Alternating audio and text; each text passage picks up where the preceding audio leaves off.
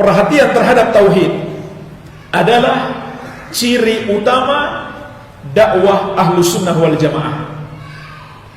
Dengan berbagai macam munculnya gerakan-gerakan dakwah, dengan munculnya banyak para dai, para ustadz, sebagian umat menjadi bingung, itu dia beneran dakwah kepada yang hak atau kepada yang batil? Maka jemaah sekalian, untuk menilainya kita harus punya ilmu, supaya nggak salah ikut, nggak salah jalan. Walaupun dia pintar retorikanya, followernya di medsos banyak, maka kita nggak akan mudah tertipu kalau kita mengetahui prinsip-prinsip Ahlus Sunnah wal Jamaah. Maka ketahuilah jemaah sekalian, prinsip Ahlus Sunnah yang paling mendasar adalah tauhid, dan perhatian terhadap tauhid yang besar, perhatian dalam mempelajarinya, mengamalkannya, dan mendakwahkannya. Maka cara yang paling mudah untuk mengenal Ahlus Sunnah dan membedakan dengan golongan-golongan menyimpang, lihat perhatian mereka terhadap tauhid. Pasti kita bisa membedakan.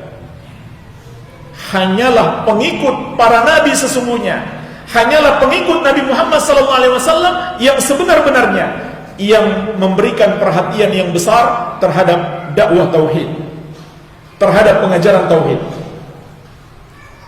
Adapun golongan-golongan yang menyimpang, ada yang lebih perhatian terhadap urusan politik, ada yang lebih perhatian terhadap urusan ekonomi, ada yang lebih perhatian terhadap persatuan umat dan bagaimana menggapai kekuasaan dan seterusnya.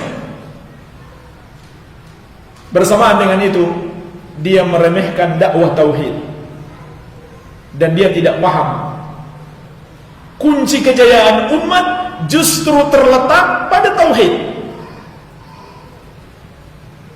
Tapi dia berpaling dari tauhid dengan niat memperjuangkan kejayaan umat dan melawan orang-orang kafir yang zalim. Subhanallah. Dia tidak mengerti justru tauhid itulah kunci kejayaan umat, sebagaimana nanti akan kita sebutkan insyaallah taala. Tetapi ini adalah tanda terbesar dan paling mudah bagi kita untuk mengenal seorang itu ahlu sunnah bukan. Lihat perhatiannya terhadap dakwah tauhid, lihat semangatnya dalam memberantas kesyirikan. Kalau ada yang kita lihat cenderung meremehkan kesyirikan, maka ini tanda kesesatan terbesar.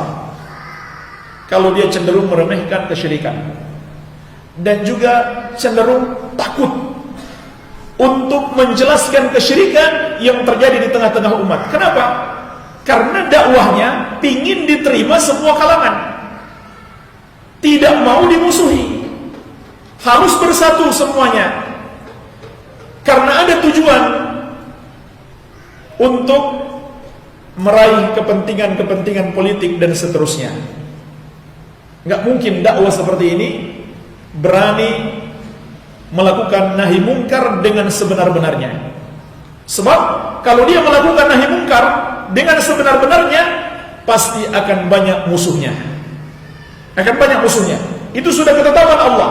Wa kadzalika ja'alna likulli nabiyyin aduwan syayatinal insi wal jinni yuhi ba'dhum ila ba'din zukhrufal qawli gurura. Demikianlah kami jadikan untuk setiap nabi itu musuh, yaitu setan-setan dari kalangan manusia dan jin, satu dengan yang lainnya saling memberikan pengaruh untuk menyesatkan dengan kata-kata yang indah namun menipu. Itu sudah sunnatullah. Siapa yang mengikuti dakwah para nabi dan rasul, dia pasti akan dimusuhi. Kalau dakwah prinsipnya yang penting semua orang senang, nggak ada yang musuhi, nggak mungkin bisa mendakwahkan tauhid. Maka jemaah sekalian, inilah dakwah para nabi dan rasul yang harus kita teladani kalau kita ingin menggapai ridho Allah Azza wa Jalla.